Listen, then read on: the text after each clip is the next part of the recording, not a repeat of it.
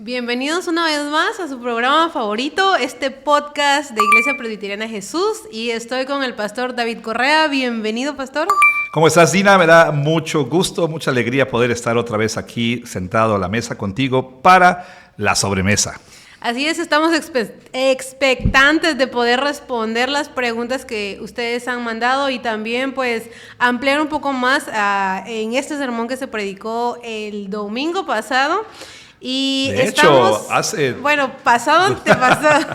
2 domingos.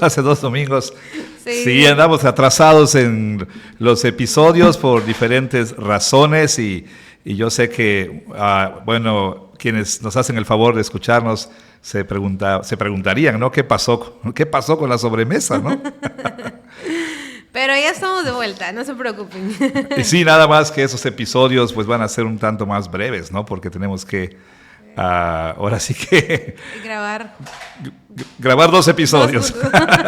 2 episodios de la sobremesa, pero esperamos que no por más breves sean menos edificantes. Sí, y aunque sean breves, pues sí, lo que queremos hacer es poder grabar por cada sermón que se predica, porque en esta subserie de la gran serie de Corintios, en esta serie que el pastor tituló Un Camino Más Excelente, pues estuvimos hablando acerca de la naturaleza del amor. Uh-huh. Y en este episodio 3 de esta temporada 4, así es, pues tenemos algunas preguntas respecto a qué es el amor. Uh-huh. Y fue una de las cosas que abordó en la cultura. Escuchamos pues definiciones de lo que es el amor, cómo luce el amor, pero viendo la Biblia, pues Pablo aclara y nos da una vista más amplia de lo que es el amor, de quién es el amor.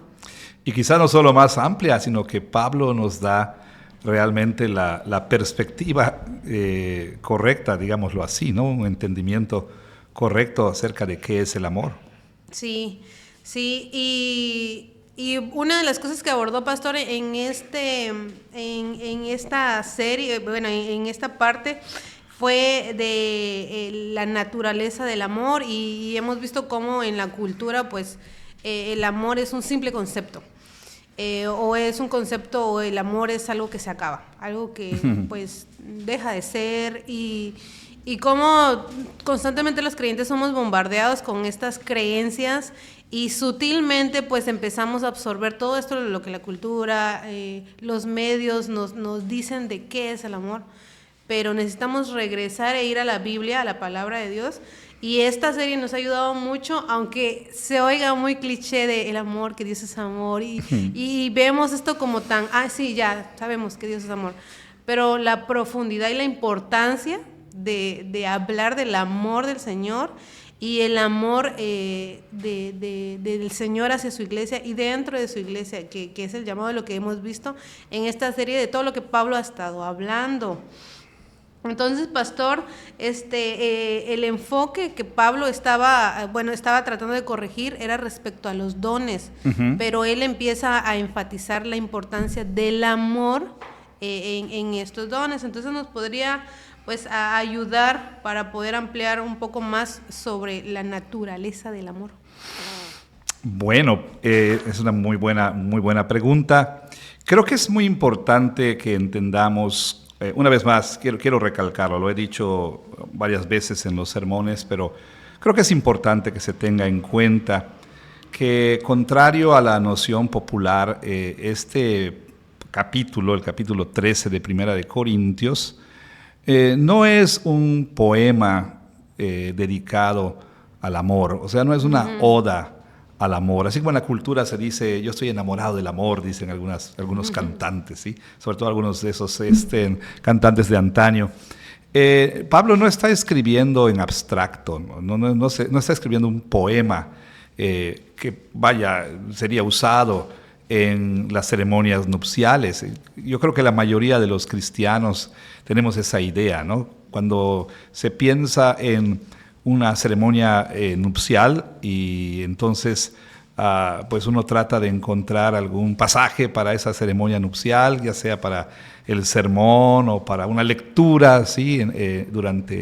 Para la liturgia de la ceremonia, pues pensamos en 1 Corintios 13, como hemos dicho, algunos de esos versículos que se encuentran allí, pues van a ser usados para la invitación a la ceremonia, etc. La mayoría de los cristianos tenemos esa idea, ¿no? De que aquí Pablo está hablando acerca de ese amor entre un esposo y una esposa. Y ciertamente, ¿no? Lo que Pablo dice se aplica a la relación conyugal, a la relación entre esposos. Pero Pablo y recordemos todos, Pablo está hablando de esto en el contexto de su enseñanza sobre el uso de los dones en el culto público de manera más específica. Claro, por supuesto que lo que Pablo dice tiene que ver no solamente con el uso de los dones en el culto, sino el uso de los dones en general. Sin embargo, en esa sección donde él está abordando asuntos que tienen que ver con el culto público de adoración, Pablo específicamente aborda el asunto del uso de los dones espirituales en el culto público, como será más claro en el capítulo 14. Y entonces Pablo lo que hace aquí es, no solamente hablar de la prioridad del amor, ¿sí?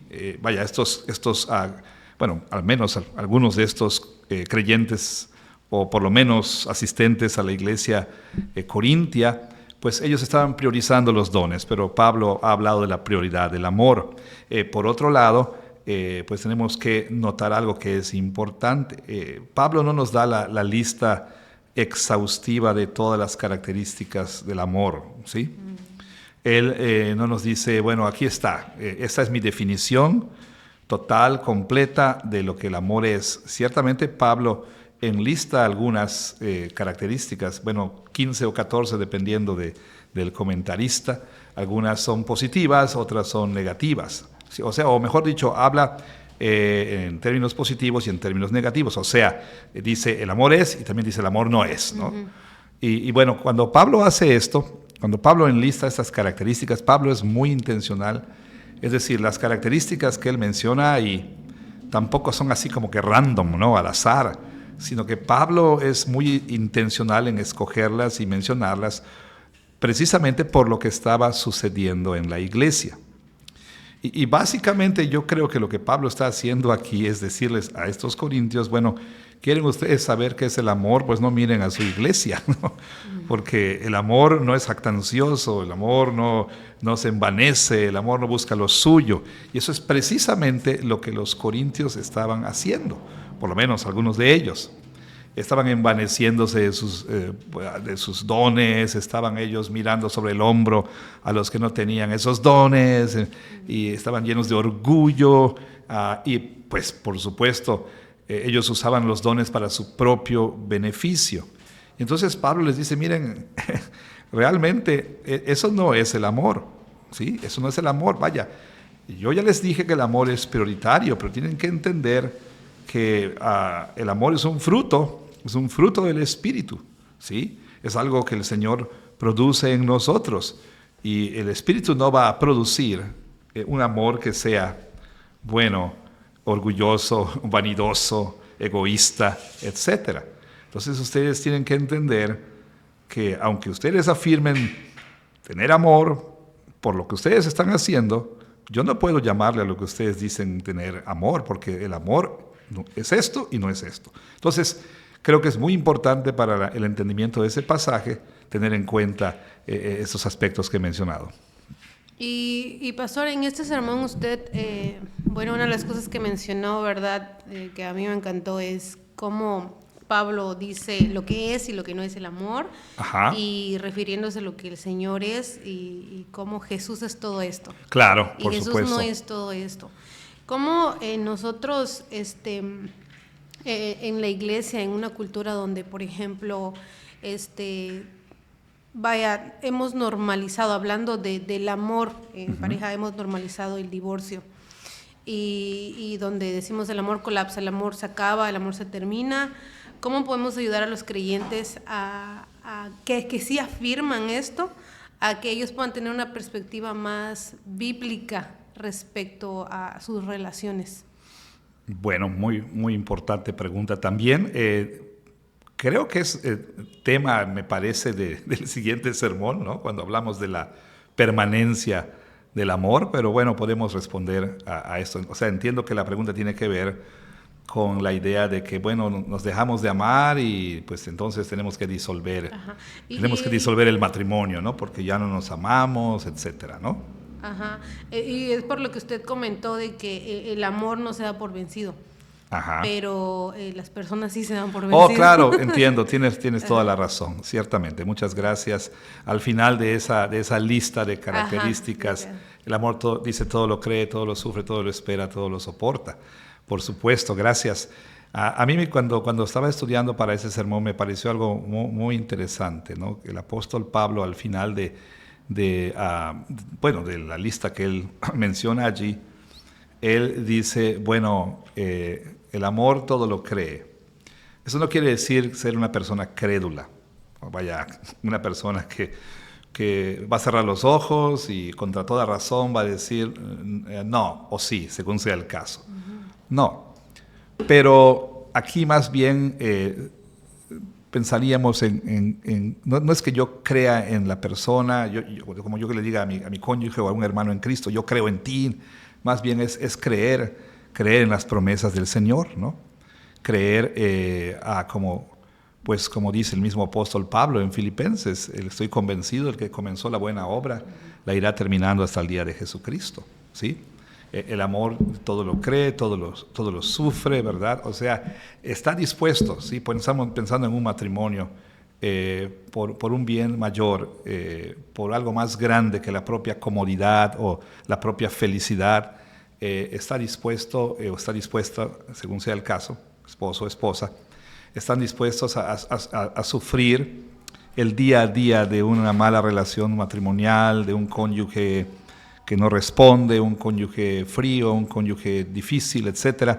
Está dispuesto a sufrir todo eso por algo que es más grande que él mismo, que ella misma. ¿Qué quiere decir esto? Bueno, por un lado, obviamente, preservar el nombre de Cristo en el sentido de que, estoy dispuesto a aguantar aquí con tal de que el matrimonio no termine y otra vez la gente diga, bueno, ni aun los cristianos pueden mantener su matrimonio, ¿no? O sea, no me malentiendan, la Biblia nos da algunas, por lo menos 2 razones para terminar un matrimonio, el adulterio y el abandono, pero aún así, lo ideal es restaurar la relación. El caso es que, como Jesús, ¿verdad? Jesús, por el gozo puesto delante de él soportó la cruz.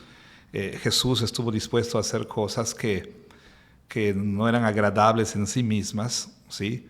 Pero él tenía puestos los ojos en lo que vendría después. Y entonces una persona puede perseverar poniendo los ojos en la promesa del Señor y en el gozo que vendrá después, ¿no? También dice que todo lo espera, ¿no? Y dice el amor, todo lo sufre, todo lo espera, todo lo soporta, ¿no? Entonces, ciertamente, el amor no se da por vencido. ¿Y qué es lo que tenemos que hacer? Pues es animar a las personas, a los cónyuges, a los padres, a los miembros de iglesia, a los hermanos en Cristo, en fin, animarles a no ser tan prontos y tan prestos para decir, me salgo de esta relación, ¿no? Dejo mi matrimonio, dejo mi iglesia en pro de algo más fácil, más cómodo, ¿sí? El amor verdadero hace que la persona persevere, ¿sí? Aferrándose a las promesas del Señor, confiando en el Señor, ¿sí? Entonces, yo creo que cuando animemos a matrimonios, cuando animemos a miembros de iglesia, tenemos que explicarle qué es lo que Pablo está diciendo aquí, ¿no? No va a ser fácil, por supuesto, no va a ser cómodo. Sin embargo, ahí es donde tenemos que pensar si estamos amando con el amor con que Dios nos ama a nosotros. O sea, ama como Dios te ama, ¿no? Y Dios, por supuesto, cuánto nos ha soportado, ¿no? Vamos a decirlo de esa manera. El amor del Señor ha perseverado, vaya, cuánta paciencia ha tenido nuestro Señor con nosotros. Entonces, si su amor mora en nosotros, pues el amor con que amamos al cónyuge, con que amamos al hermano en Cristo, etcétera, es un amor que va a perseverar, que no se va a dar por vencido tan fácilmente. Gracias, pastor. Y como usted ha mencionado en los sermones, bueno, esta pregunta tenía que ver respecto a una relación matrimonial, pero Pablo está hablando esto en el contexto del culto público de la iglesia. y de los hermanos. Así es. Y una de las cosas que usted mencionaba era, pues si queríamos nosotros conocer, ¿verdad?, el amor del Señor, no deberíamos de ver en la iglesia. Bueno, o sea, idealmente sí, ajá. Porque como dijo Jesús, ¿no? En esto conocerán que son mis discípulos si tuvieran amor el uno para con el otro. El problema es que los corintios no estaban mostrando el amor del Señor. Entonces, lo que él les está diciendo realmente es, vaya, si queremos saber qué es el amor, pues tristemente no podemos mirar a su iglesia como un ejemplo, una ilustración de ese amor, y yo lo que hacía era... De lo que no es el amor. Más bien sería un ejemplo de lo que no es el amor, ¿no? O sea, lo que yo trataba de decirnos a todos nosotros será que sea el mismo caso con nuestra iglesia, en relación con nuestra iglesia. Si podemos decir nosotros a la gente, oye, ¿quieres saber qué es el amor? Mira nuestra iglesia, ¿no? Ahí podrás ver el amor de Cristo, ¿no?, morando en nosotros. Sí, imperfectamente, sí. O sea, la gente podrá decir, bueno, estos se aman como con un amor que no es como el que conocemos en el mundo. ¿Hay algo diferente en estos? Es lo que yo trataba de decir con eso. Sí, y pastor, entonces, ¿cómo el temor a Dios puede llevarnos a amar a otros? Porque si nosotros como creyentes decimos que amamos a Dios, tememos a Dios, ¿cómo ese temor a Dios nos puede estimular a amar a otros? Porque sabemos que las relaciones entre seres humanos es muy difícil, fuera de la iglesia, dentro de la iglesia, pero hablando de la iglesia local, donde existen conflictos, igual que la iglesia en Corintio, nos jactamos, somos chismosos, tenemos muchas carencias, muchas debilidades, muchas luchas, donde a veces hay mucha tensión entre los hermanos, diferencias. ¿Cómo el temor a Dios nos puede llevar o estimular a amar a otros? Bueno, porque el amor es un mandato. El amor y el temor. Sí, claro, el amor es un mandato. Dios nos manda a amar, ¿sí?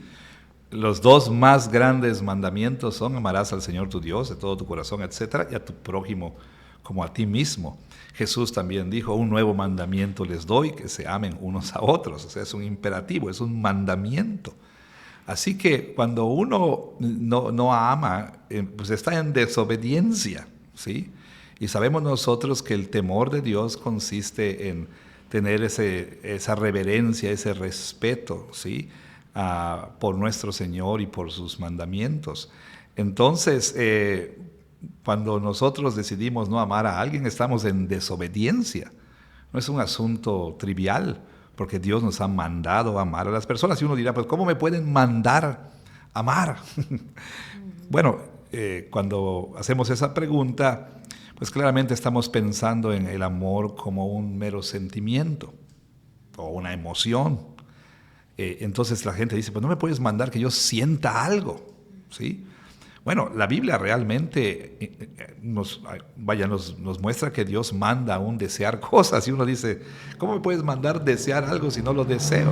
Como, por ejemplo, deseen como niños recién nacidos, dice.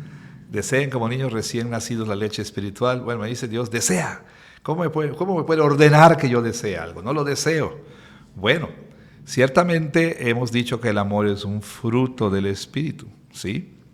Y al mismo tiempo, pues el amor es un mandamiento. Por supuesto, cuando una persona no ama como debe de amar, va a estar en desobediencia. La cosa es que nosotros no podemos amar verdaderamente a menos que el Señor regenere nuestros corazones, ¿verdad?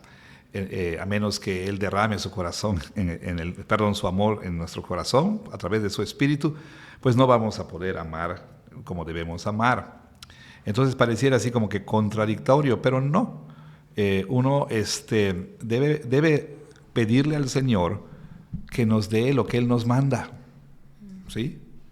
Y por supuesto, a un creyente que está teniendo dificultades para amar a un hermano, una hermana, un esposo está teniendo dificultades para amar a su esposa, no tiene opción, ¿verdad? O sea, uno puede decir ante el mandato, ama a tu esposa. Sí, Señor, pero no, ama a tu esposa. Sí, pero es que ama a tu esposa. No, pero es que tú no, ama a tu esposa, ¿no? Y entonces, ¿qué quiere decir? Que, bueno, tal vez no sienta amarla, pero yo debo pedirle al Señor, no solamente en acciones, pero también rogarle al Señor que los sentimientos vengan, o sea, que yo pueda sentir también ese amor. Claro, no me voy a esperar a sentirlo para ser obediente al mandato.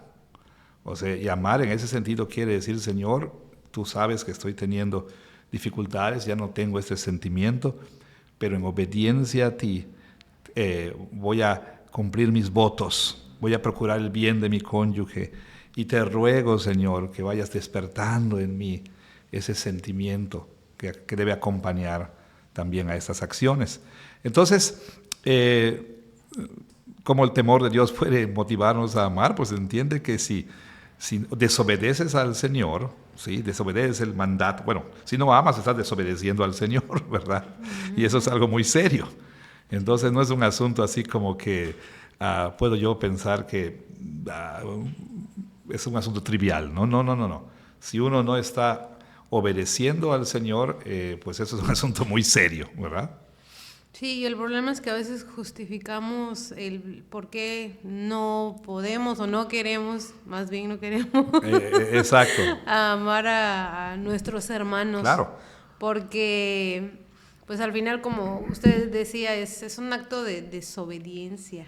Claro. Y eso se oye más fuerte porque decimos, pues, pensamos en nuestra cabeza, pues no estoy desobedeciendo al Señor, pero realmente sí lo estamos desobedeciendo. Sí, pues, piensa el Evangelio. El Evangelio es un imperativo, ¿sí? Arrepiéntete y cree. Bueno, hay un par de imperativos ahí. Arrepiéntete y cree.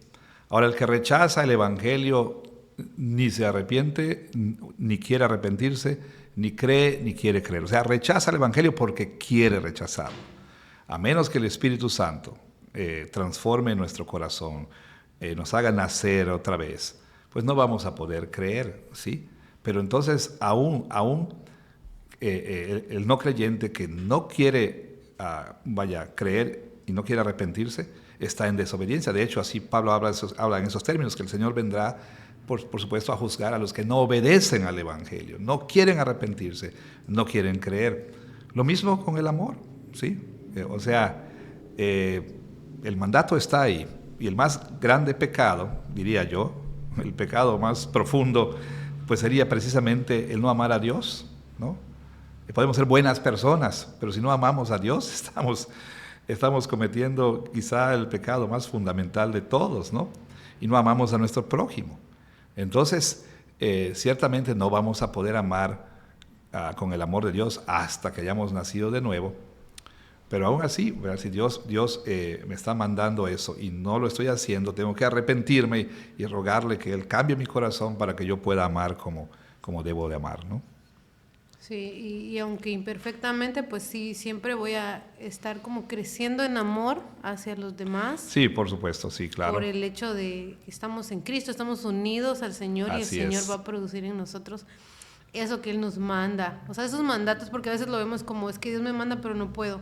Y olvidamos que el que comenzó la buena obra en nosotros la va a perfeccionar, que el Espíritu que mora en nosotros produce el fruto. Si estamos unidos por la fe, tenemos esta unión con Cristo, no hay tal cosa como que no puedo amar a mi hermano. Por eso la Biblia dice, el que no ama no ha conocido a Dios, ¿verdad? Así de simple. Si estás en unión con Cristo, no tienes excusa. El Señor, a través de su Espíritu, ha puesto ese amor en tu corazón. Y si no quieres, pues estás en desobediencia. No es porque no puedas, porque Él produce el querer como el hacer por su buena voluntad. Y quizá el problema, pastor, es que nos dejamos llevar por lo que sentimos. En esta cultura donde constantemente prioriza los sentimientos, lo que sentimos, por encima de la verdad de Dios. Así es. Me dejo regir por mis sentimientos más que por la verdad de Dios. Y es una lucha en nuestro corazón que tenemos. Pero esta cultura siempre nos va a bombardear constantemente a que nosotros pongamos por encima de todo lo que sentimos. Déjate llevar. Cierto. Pero la palabra de Dios nos recuerda que esa es la verdad. Y tengo que dejarme llevar por la verdad de lo que Dios dice. Entonces, pues sí, es difícil,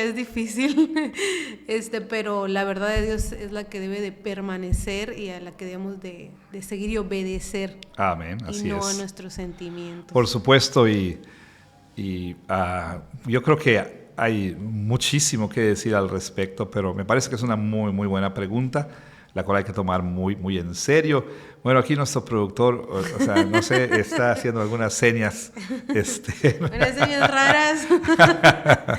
A menos que ya esté en un régimen de ejercicios o esté bailando el YMCA o algo así. Creo que nos ha indicado que tenemos que llegar al fin de este episodio. Pues que Dios nos ayude de verdad para que podamos crecer en amor a nuestro Dios primeramente, y ese mismo amor nos va a hacer crecer para que nos amemos mutuamente como el cuerpo de Cristo que somos. No podemos decir que amamos a Dios y odiamos a su novia, la iglesia. Absolutamente. Sino al contrario, el Señor nos va a llevar a amar más a su iglesia. Y pues necesitamos verlo a Él y recordar que el amor es una persona, es Cristo. Así es. Gracias, pastor. No, bueno, sí, bueno, la verdad lamentamos que sean estos episodios así como que express, pero nos vemos más pronto de lo que ustedes piensan.